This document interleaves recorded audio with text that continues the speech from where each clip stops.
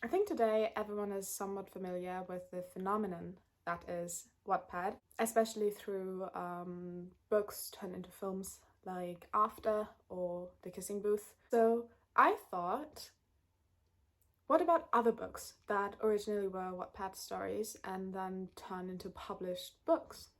And how are they? So I decided to come up with this little series where I find books that were originally on Wattpad and are now published as novels and give my opinion on them. I have made myself some tea. Let's spill some. Okay, that didn't sound as cringy in my head. The first book I found is The Ripper and the Beast by Romy Goodwin, and there is a warning that you're not supposed to reproduce anything from the book.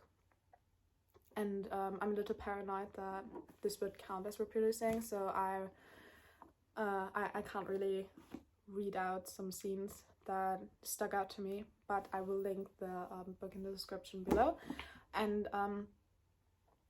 you can check it out for yourself and read it and then maybe give your opinion, or if you have already read it you can also do that now in the comments if you want to. The book follows a young woman called Violet. I think she's supposed to be like 20, something around that, who is not really happy in her home and plans on running away with her cousin, but they're found out and they have a huge fight with their parents about it, them obviously wanting their children to stay, but the cousin was very firm on wanting to go, and he gave Violet like an ultimatum that she could either come when they were planning on going or just stay there. And Violet then decided to stay there because of her little sister, but very soon after, actually on the exact same day, was kidnapped by Heath, who is the main love interest of the book. Although I'm kind of reluctant to call him a love interest because I just don't think it's love they have, but it is promoted as a romance. It's either a romance or a dark romance, either of these, but it is supposed to be a romantic story. There are also no disclaimers in the book as to whether or not this relationship is healthy, which I think is kind of problematic in this case because it really isn't a healthy relationship.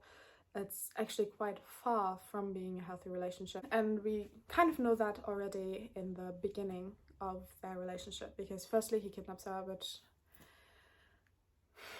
leads to everything but not a healthy relationship, and then he's also very cold to her, and there's no actual hint that he does have any kind of feelings for her at all in the beginning. Like, you just wouldn't really suspect him to, which also kind of annoyed me a little because it just all happened too sudden in the end, but we're getting to that later on. A major thing in this book, which I didn't know when I picked it up, is punishments. Which I always find, I don't know, I just don't like reading books that have this, because it's just not my kind of interest, but that's just me. I'm sure there are some people who were into that and like to read about it, and that's absolutely fine. However, my problem wasn't necessarily that it happens, because as I said, if you like this kind of relationship, I think you should go for it. It's 2023, and I think as long as it is a legal relationship, everyone should be allowed to be in the relationship they want to be. But what annoyed me in here was that there was just no communication about it at all. Like, they didn't talk about it. He didn't ask if she's okay with it. He didn't even give her a choice. It was very much like she was thrown into this already established relationship by him and didn't really have any say in what kind of relationship they have or how this relationship will progress during the novel.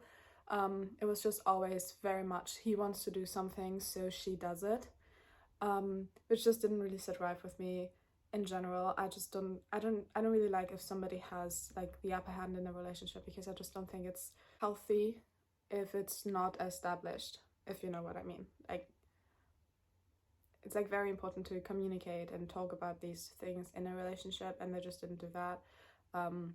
In fact, they didn't really talk about anything in their relationship. They didn't talk about what they want to do going further. They didn't talk about their future in general. They just happened, if you will. Or as I said, he just threw her into it, and she didn't really have a say in if that's what she wants. But it doesn't really matter anyway, because he eventually brainwashed her into believing that this is exactly what she deserves and what she needs.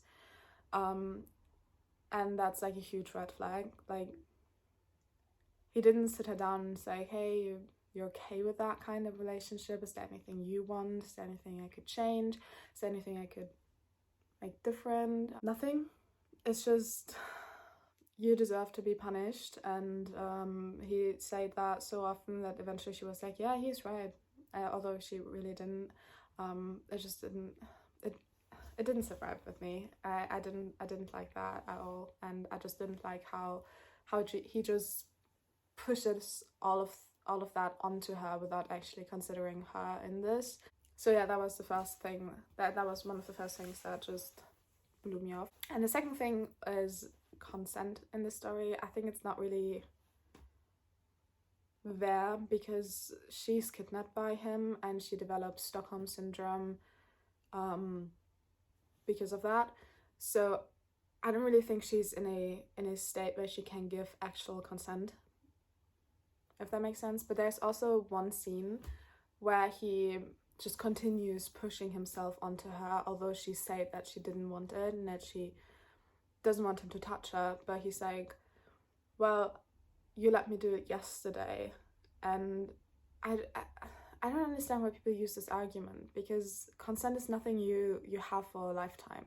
People can give and take away their consent whenever they want to, because it's their decision to make. And if they don't feel safe with you in this moment and they say, I don't want you to touch me, then you should respect that. Not act like an idiot and say, well, you let me touch you before. It's just not a good argument. It's no argument at all. To be honest, it's just a very rude thing to do and very toxic, and a huge red flag if somebody doesn't give you space when you want it. So yeah, that was something in this book too. After Heath kidnapped her and was very cold to her in the beginning, as I said, there was this entire shift in his entire persona after friends of his came over, and the only name I can remember from the friends is Callum, who also was the most important one, because he and Violet kind of bonded and they became quite close, and he was the only one she felt safe with. And Heath didn't like that because she was quote-unquote his. Although, as I said, there was no establishment of that. There was no build-up to this, and there was no... like, the reader wouldn't know that, because he just didn't act like it. He didn't act like he wanted her there. He didn't act like he liked her at all. So him saying that just didn't make sense and was very out of the blue. But his possessiveness went so far that he eventually forbade Callum to come because he didn't want her attention to be onto him, which I think is very problematic, especially in a place like this. Like, she shows that she's very terrified of him, and the only person she feels safe with is banned from coming. That shouldn't make her feel any safer, to be honest. So I think that was just like a very stupid move, especially when he wants her to like him. I think he should have just let Callum stay there and, you know, show that he's nice. But he doesn't do that. However, after this entire encounter with Callum, his entire persona shifted, and he suddenly became so terribly sweet to her, like completely different to what he was before. And it was so very weird, because it just happened from, like, one day he was really rude to her and really mad at everything she does, and then he's like very sweet and kind. And I don't know, it was just, there was no line there. There was no actual string of thought that led up to that, if you could call it that. I'm not sure. Which just made his characters seem very jumpy and interchangeable. And I don't like Heath in general, so maybe that adds to that too. I don't think he's like a good character. I don't think he's a good person. And I don't think he has any kind of redeeming qualities at all. But that's just my opinion. Violet, yeah, I don't actually like her too. She's just too like damsel in distress for me. But I did really hope that would go into a different direction in the beginning, because as I said, she voiced very much that she didn't want to be dependent on somebody who kidnapped her, and she tried to get away. But I know that all just went away, and it is understandable because, as I said, she was manipulated by him. I just wish the author would have went into a very different direction with the two and made them have established a somewhat healthy relationship, or as healthy as it can be when you're kidnapped by someone. But that didn't happen, which was really sad.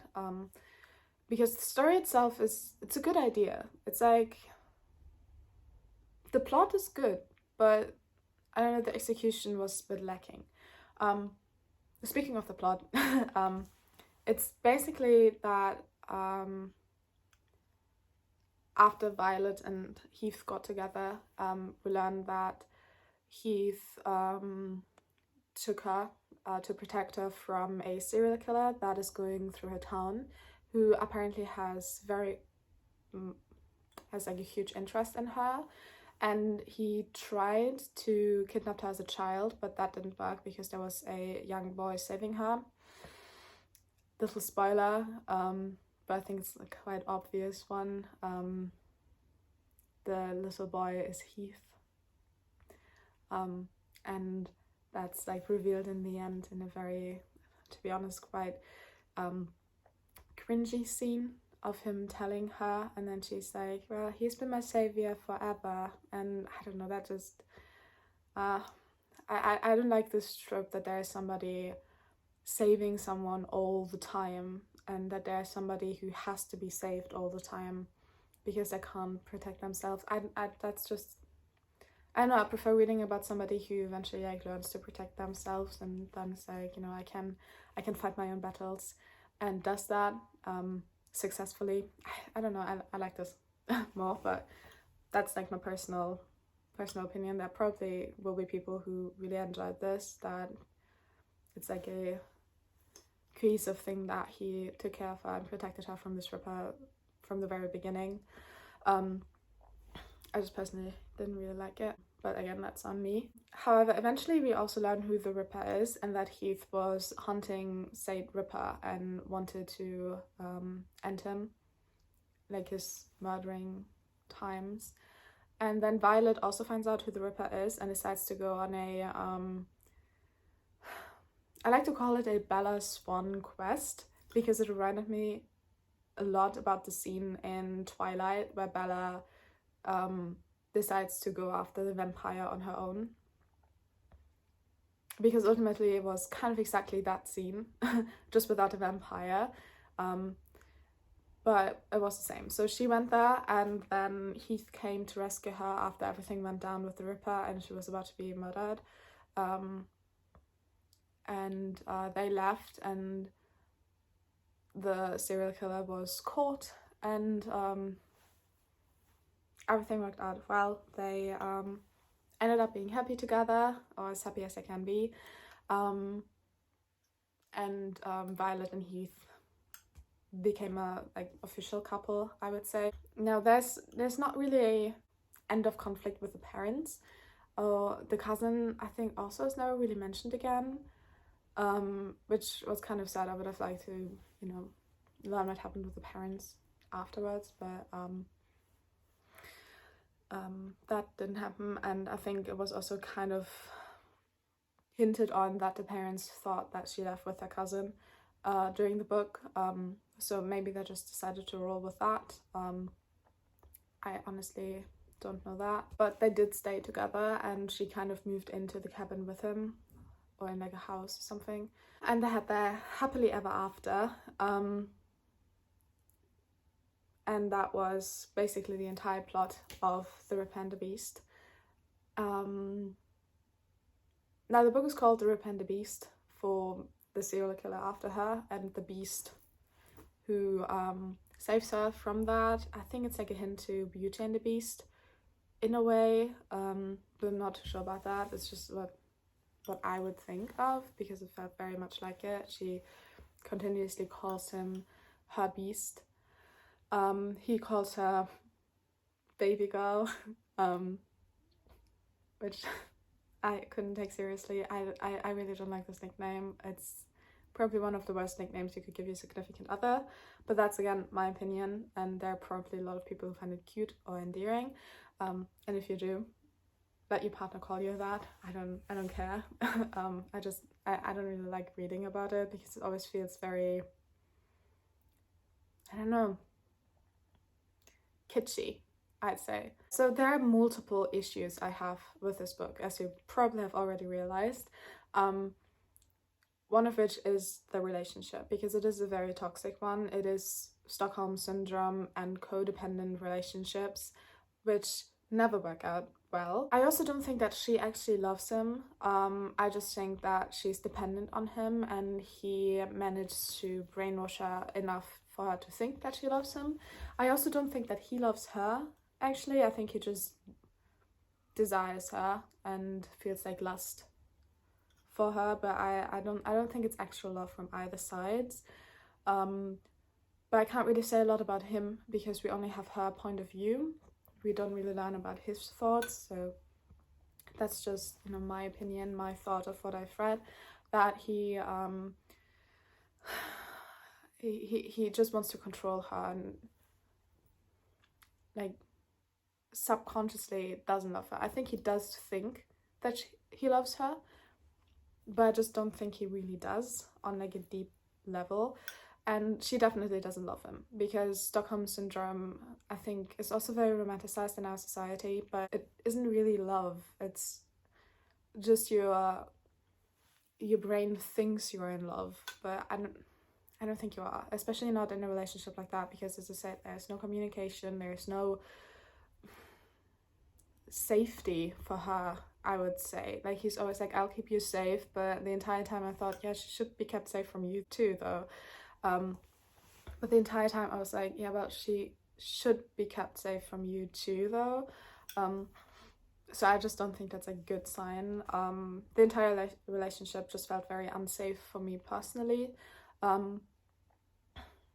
And she's, as I said, very codependent on him, because he made sure that she is.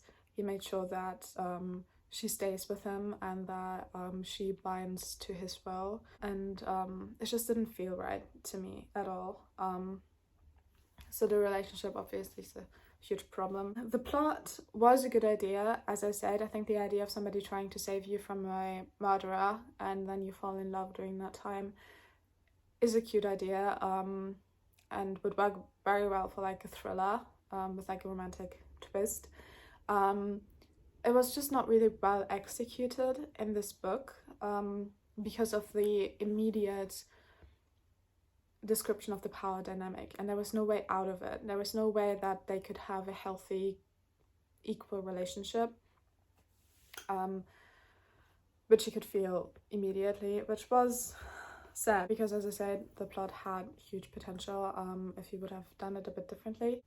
The characters I also didn't like that much, because Violet in the beginning, I think also in the beginning, she already was kind of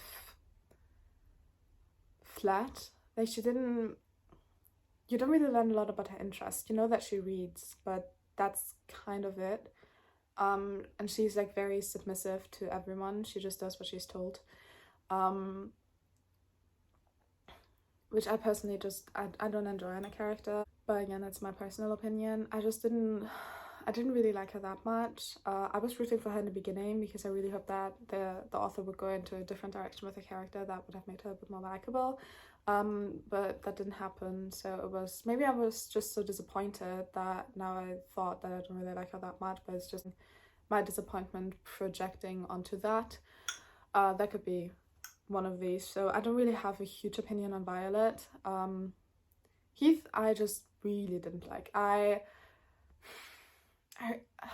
just can't stand him. He's annoying, he's obnoxious, he's manipulative, and he doesn't really like concern himself with her and why she might react the ways she does, and instead just thinks that he has to like punish her for it, instead of like sitting down and trying to make sure that she's feeling safe, or as safe as you can be in a situation like this. He just doesn't really do any of these things, which annoyed me a lot. He's just very controlling and very, you have to do what I say, and I don't like this, and therefore I didn't really like his character. I also think they didn't really have any chemistry at all, because as I said, there's no actual love involved. So I don't think they could have a chemistry, but all just felt very forced in a way, and also quite rushed in how they got together and all, and was just, yeah. The others, I don't know, they were not in the book enough to have an opinion on. I did like Callum because he was like a very open and fun person in the book, but again, the others, they were just not in the story enough to actually have opinions. So it's basically just like these two with some little side characters. However, there are also things I like. As I said, the plot idea I think is really good. There are some scenes I did find funny, but they were primarily in the beginning. Also, I feel bad for like bashing this book so much, because there's a person behind this. Somebody wrote this. Somebody took their time to write it, to plot, to have ideas, to sketch things out, to read it over, and to publish it. And I think you should be proud of that, definitely, regardless of how your novel is seen by one person. Because just because I personally didn't like it, because it's just not my kind of genre, maybe it's that too. I think you should be proud if you finished a book, or if you started a book, or if you're writing in general. It's just something really cool to do, and if you manage to actually publish it, I think that's like an achievement enough. And there will be people who probably enjoy the story. I just personally would maybe put a trigger warning or a disclaimer in front of it to say that this is not a desirable relationship, because it really isn't. And I think that's the biggest problem I had with the book, that it portrayed it in a way that you'd imagine it to be a desirable relationship. And I think if there would have been like a disclaimer in front of it saying that it actually isn't, I think the book would have worked much better for me too. So yeah, but all in all, I don't want to like bash the author or minimize the accomplishment they've done with publishing a book, because it is an accomplishment and it's really, really great, and I'm sure there are people who enjoy the story. It just wasn't for me, and I just wanted to give my thoughts and opinion on it, and I kind of wanted to like talk about romanticizing toxic behavior in books, because that's like a huge thing, especially with books like The Ripper and the Beast, also in After, and The Kissing Booth, to be honest, because they are portrayed as romantic films, as desirable relationships, without having any kind of disclaimer that it is not. And I think this can be very dangerous, especially for younger audiences, because they expect that kind of relationship and they desire that kind of relationship, and that can lead to them being stuck in a toxic one, and I just don't want that for anyone. That's probably the main focus why I did this entire thing, because I just wanted to point out the flaws in this relationship. And yeah, as I said, it's in no way a terrible book. And yeah, as I said, there are good things. Like, I did like the plot. The execution, as I said, could have been better, but I think that's, you know, with a lot of stories. So in conclusion, I honestly wouldn't recommend this book to anyone.